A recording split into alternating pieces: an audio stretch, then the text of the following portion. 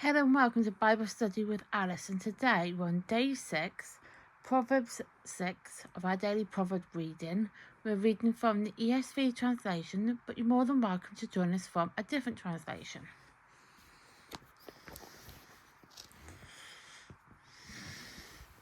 As you can see, we are on Proverbs 6. These videos are filmed in real time. Today's date's the 6th of April 25 and it's a Sunday. Happy Sabbath day if you celebrate your Sabbath day on a Sunday. If you don't, I hope you're having a wonderful Sunday anyway. You can find the previous 5 Proverbs in the playlist below. There is a disclaimer as usual, and that is one of these videos are unedited and also I'll probably stumble my word in. Let's get started.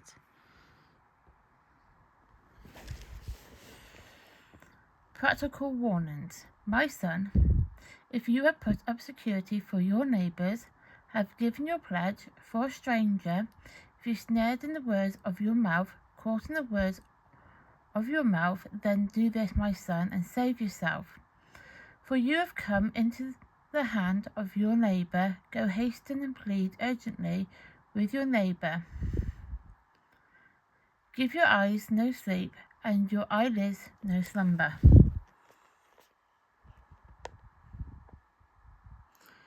Save yourself like a gazelle from the hand of the hunter, like a bird from the hand of the fowler. Go to the ant, O sluggard, consider her way and be wise, without having a chief officer or ruler. She prepares her bread in summer and gathers her food in harvest. How long will you lie there, O sluggard? When will you arise from your sleep? A little sleep, a little slumber. A little folding of the hands to rest, and poverty will come upon you like a robber, and want an armed man. 12. A worthless person, a wicked man, goes about with crooked speech, winks with his eyes, signals with his feet, points with his finger, with a perverted heart, devise evil, continually 14. With a perverted heart, devise evil, continually sowing discord. Sowing discord. So we go with 14 again. With perverted heart, devise evil, continually sowing discord. Therefore calamity will come upon him, and suddenly, in a moment, he will be broken beyond healing. There are 6 things that the Lord hates, 7 that are an abomination to him: haughty eyes, a lying tongue, and hands that shed innocent blood, a heart that devises wicked plans, feet that makes haste to run to evil, a false witness who breathes out lies, and one who sows discord among brothers. Warning against adultery. 20. My son, keep your father's commandments and forsake not your mother's teaching. Bind them on your heart always. Tie them around your neck. When you walk, they will lead you.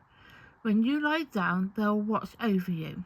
And when you wake, they will talk with you. For the commandment is a lamp, and the teaching a light, and the reproofs of discipline are the way of life. To preserve from the evil woman, I'm just going to lift my camera up slightly. That'll probably be easier. Yes. So we go back to 24. To preserve you from the evil woman, from the smooth tongue of the adulteress. Do not desire her beauty in your heart. Do not let her capture you with her eyelashes. For the price of a prostitute is only a loaf of bread, but a married woman hunts down a precious life. Can a man carry fire next to his chest and clothes not be burned? or can one walk on hot coals and his feet not be scorched? So is he who goes in to his neighbour's wife, none who touches her will go unpunished. People do not despise a thief if he steals to satisfy his appetite when he is hungry, but if he is caught, he will pay sevenfold. He will give all the good of his house. He who commits adultery lacks sense, and who does it destroy himself. He will get wounds and dishonour, and his disgrace will not be wiped away. For jealousy makes a man furious, and he will not spare when he takes revenge. He will accept no compensation. He will refuse, though you multiply gifts. Well, that is 6 complete. Proverbs 6 complete. Tomorrow we'll be doing 7. So that's the first part of the video. I do apologise that there's a couple of words I was stuck on. So that's basically the first half of the video complete. So now we're going to talk about it. So Proverbs 6 was written by King Solomon during the 10th century, and this proverb offers practical wisdom, warning against foolish financial decisions, laziness, immoral behaviour, but it also highlights the importance of diligence, and also it also offers, like, if you follow the correct teachings, you know, you will get the correct blessings. Now, obviously, there's a few words in there that's a bit like, oh, sort of thing. And with this particular one, if we just zoom in, so obviously with the first half of it, so from verse 1 to 19, it's obviously offering the practical warning of what happens if you go against your neighbour, basically.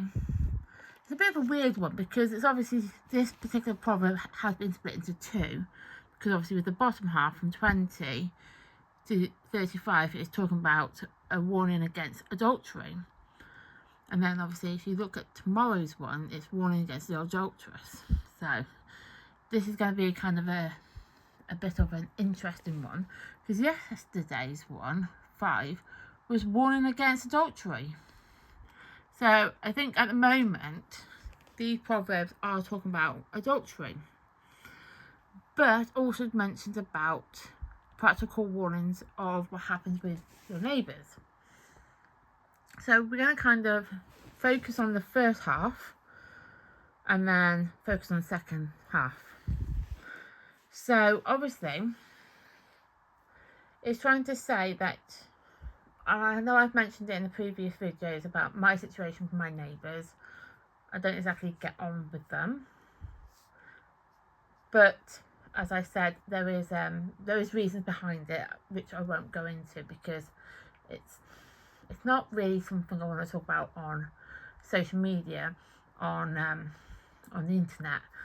But all we can say is I don't get along with my neighbours, and I've tried, and they just don't want to know, basically, in no other way of describing it.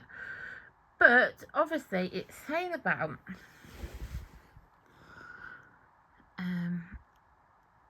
where is it?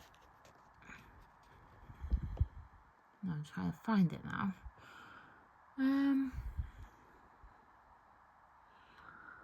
Oh yeah. My son, if you have put up security for your neighbour, have given your pledge for a stranger.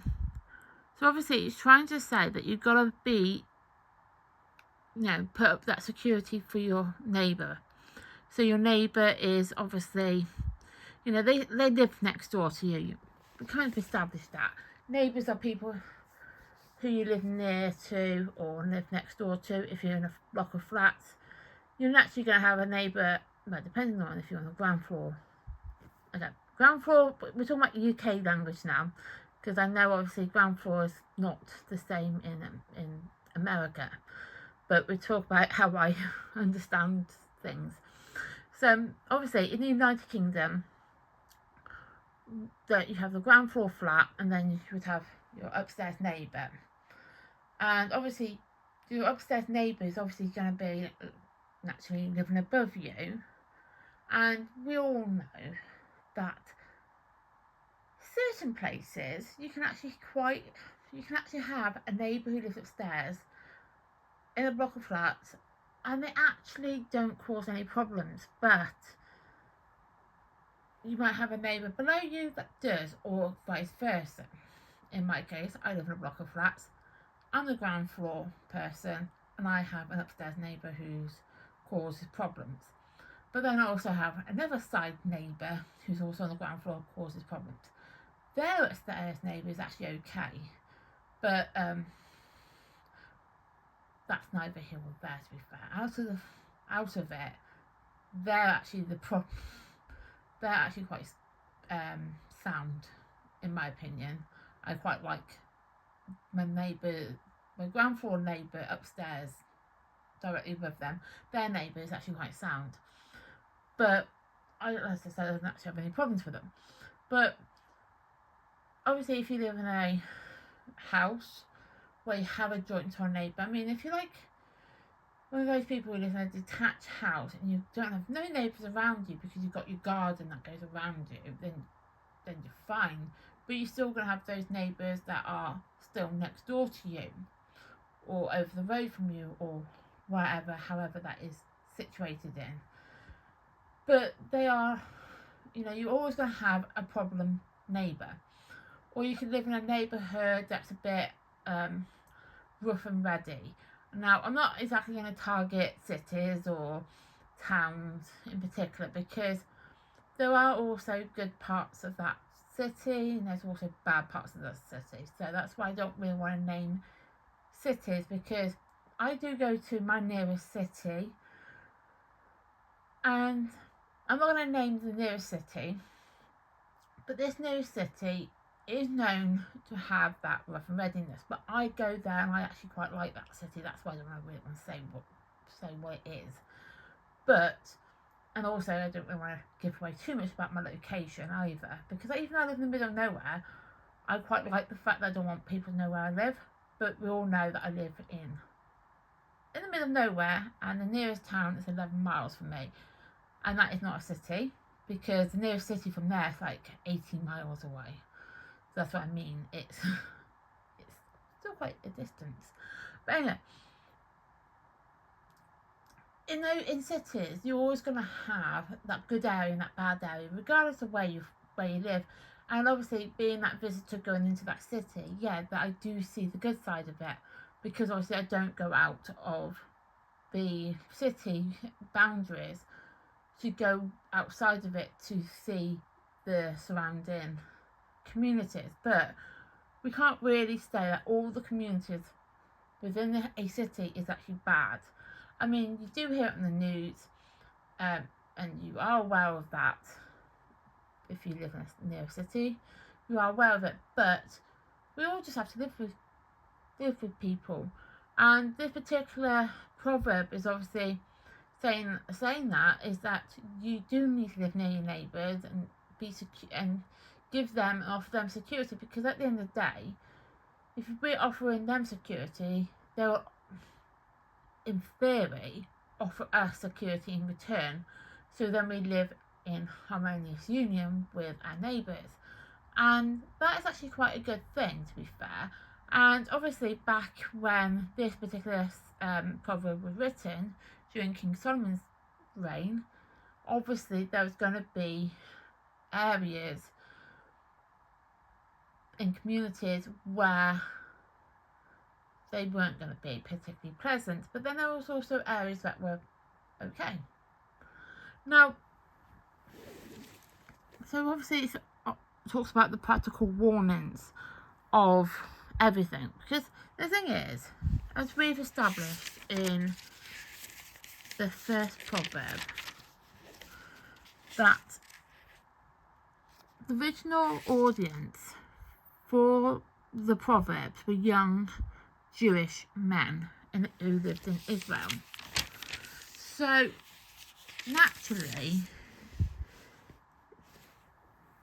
these Proverbs are going to be more focused on that. But as I said, with what I've just explained, with neighbours in our time, they didn't obviously, it was still the same as what we're experiencing now. It's just probably the cultural aspects of it's going to be different, and obviously times have grown and evolved, so it becomes more easier to live with people. But obviously back then it wasn't that easy to live with your neighbours, because obviously we get given the commandments from the Lord, and he wants us to be kind to our neighbours and not harm them in any way, shape or form, because we still got to live with these people around us. Okay, they don't live within our own house or our own flat or apartment, whatever we live in.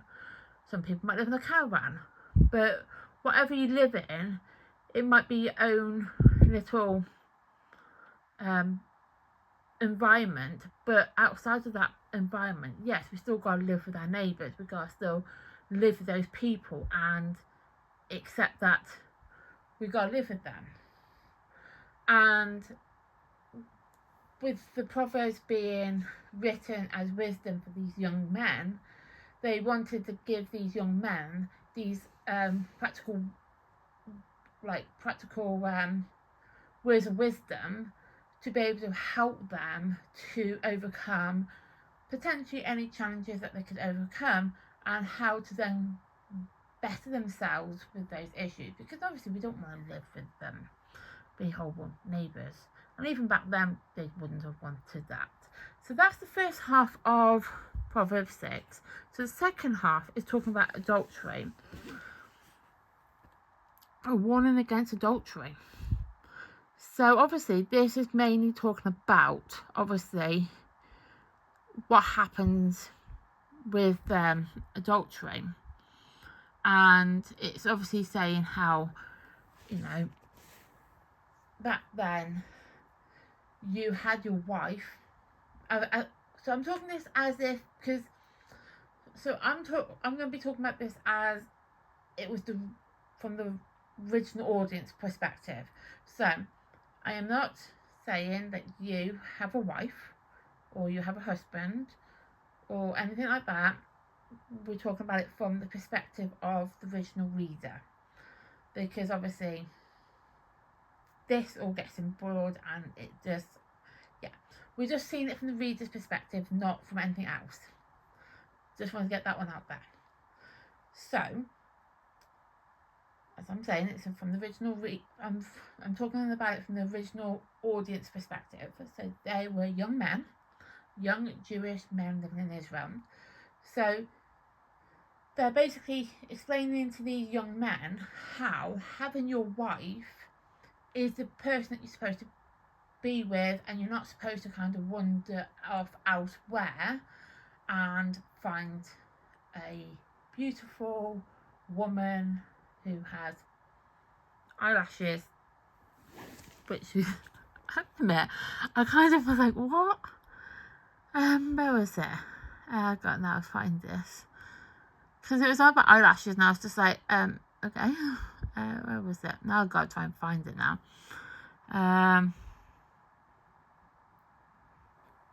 It takes a lot for me to find certain words out. 25. Do not desire her beauty in your heart, and do not let her capture you with her eyelashes. I have to admit, it's probably because I don't wear false eyelashes, but I actually found that quite amusing when I read it, because I was like, okay. But basically what that is trying to imply, that not that people have false eyelashes and are adulterous, I mean, I don't have false eyelashes at all, but I'm not an adulteress. But I wouldn't be going around. Yeah. So basically, what it's trying to imply is that, it's not going around saying that women who have false eyelashes are adulteresses. That is not what that term is actually implying. It's basically, there's a bigger meaning to that, and that bigger meaning is, even though women might be that beautiful, captivating woman that back in that period were like, let's come here, I'm your one, I'm a prostitute, and whatever. And their eyelashes might be like, it's basically implying how they use their eyes to seduce a man. That's basically what that term basically is trying to imply. Not a case of that all women who wear false eyelashes are adulterous, because obviously not every woman that I know who wears false eyelashes are adulteresses. There are people who don't wear false eyelashes who are adulteresses. I don't wear false eyelashes, but I'm not an adulteress. This is what I mean. It's just because of their eyelashes does not actually mean that they're an adulteress. Just because they just happen to look like in a certain way does not necessarily mean that they're a bad person. They just naturally have insecurities within their own body where they just feel that if they glam themselves up, they feel more secure about themselves. But when this particular proverb was written, there's no such thing as not a false eyelash. I can't even say the word. There's no such thing as a false eyelashes. They didn't have that at that time period. It only came in like the last, I don't even know when it came in, to be honest. But they've only came in recent years, false eyelashes, and you put like glue on and stick them on your natural eyelash. I have to admit, I can't imagine doing that on my own eyelashes, but people do. And so that's what I mean. When certain words are used, we've got to understand that even though that word is used, it doesn't naturally mean how that word was actually used in, if that makes sense. So what I mean is, so if they use the word false eyelash, that does not necessarily mean back in the biblical time, back in when these young men were having these proverbs, given to them as their practical words of wisdom, that all women had false eyelashes. It's just a term that was used to basically mean that they were like using like their eyes to be more captivating and like trying to captivate a man. That's basically what that term means. But it also means that even though they use words to mean something completely different, we have to understand that with the Bible, that we will come across certain words in the Bible that there's a completely different meaning to, and it's not the meaning that is read. Even though I thought it was quite amusing, I knew that particular word didn't actually mean that particular thing. That's why I wanted to address that word. But it's also then with the whole of the proverb of Proverbs 6, it's obviously highlighting the importance of being diligent. I can't say that word either. That word. Diligent. That. Oh my gosh, that word. To God and to the Lord, and that when you marry your woman, that you will have your family with her, and you will obviously move on with that person. And having multiple affairs with other women would give you bad luck and will my dog is on the bed, so if you hear any dog sounds, it's because he's on my bed. Bless him. It's basically offering that with your person, that they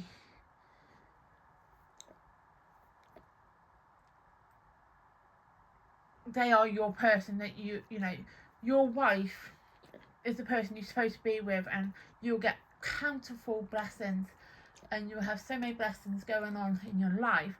But if you went down the adultery route, then you won't. You will have bad luck, you will have ill health, you'll have just bad luck. So that is Proverb 6 complete. I will write in the day and the date at the bottom. So is day 6. This is 6 of 4 to 5. So yeah, so that's Proverbs 6 complete. Tomorrow we'll be doing 7. Thank you for watching. Please like my content. I'd really appreciate it if you could do that. Please subscribe to my channel. Also would really appreciate it if you could do that. And please turn on the notification bell so you then get notified of content like this that gets uploaded to the channel. Thank you and goodbye.